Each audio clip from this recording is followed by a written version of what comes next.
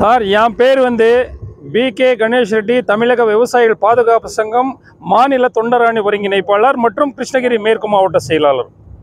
கிருஷ்ணகிரி மாவட்டம் ஓசூர் தாலுகாவில் வந்து நந்திமங்கலம் கிராமத்தில் வந்து இன்னைக்கு வந்து விமான நிலைய எதிர்ப்பு இயக்கம் அப்படின்னு சொல்லிட்டு ஒரு மீட்டிங் போட்டு இதில் எல்லாமே பேசிட்டு இருக்கிறார். பல அரசியல் கட்சிகள் வந்து பல விதமாக பேசினார். நாங்கள் விவசாயிங்க என்ன சொல்றீங்கன்னா, விவசாயிகள் ஒசூரில் வந்து இப்போ 1, 2, 3, 4, 5 தொழிற்பேட்டைகளாக இருக்கு.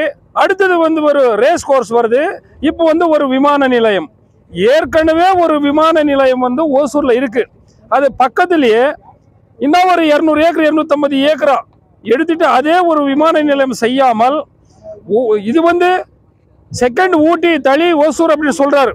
ஆனா உலகத்துக்கே காய்கறிகள் பூமலர்கள் அதிகமாக விவசாயம் செய்யக்கூடிய ஒரே ஒரு ஏரியா அப்படின்னு சொன்னா கிருஷ்ணகிரி மேற்கு மாவட்டத்தில் சூளகிரி மற்றும் ஓசூர் தளி தொகுதி. இந்த பகுதியில் இருக்கக்கூடிய நிலங்களை எல்லாமே வந்து அரசாங்கம் வந்து கையகப்படுத்தி தொழிற்பேட்டைகள் அப்புறமா வந்து ஏர்போர்ட் அப்படின்னு சொல்லிட்டு பல விதமாக வந்து எடுத்துட்டு வந்து விவசாய நிலங்களை அகற்றம் செய்வார்கள். இதுக்கு நான் என்ன சொல்றீங்கன்னா, விவசாயிகள் நிலம் எடுப்பதற்கு பதிலாக அரசியல் கட்சிகள் பல ஆயிரம் ஏக்கர்கள் நிலத்தை வாங்கி ஒவ்வொரு இடத்துலையும் வச்சிருக்கிறார்கள்.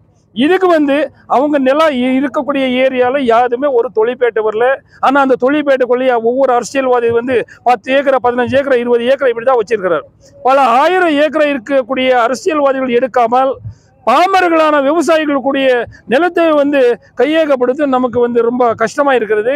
இந்த கூட்டத்தின் வழியாக இப்போ பல அரசியல் கட்சிகள் சொல்லிட்டு போனார்.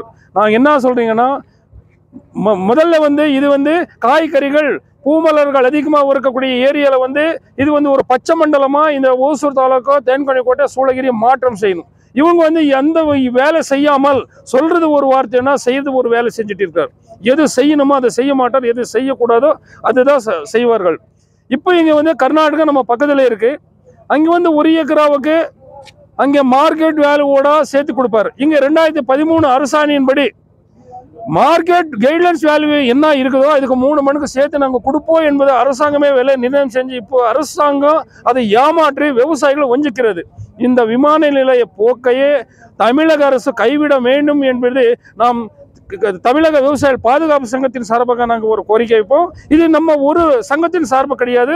ஓசூர் பகுதியில் இருக்கக்கூடிய அனைத்து விவசாயிகள் கோரிக்கை என்னன்றா, ஒரு புடி மண்ணு கூட நாங்கள் தொடர்க விடமாட்டோம், எங்கள் உயிர்கள் போனால் கூட நாங்கள் அதை விடமாட்டோம் என்பது தான் எல்லா விவசாயிகளுடைய கருத்து.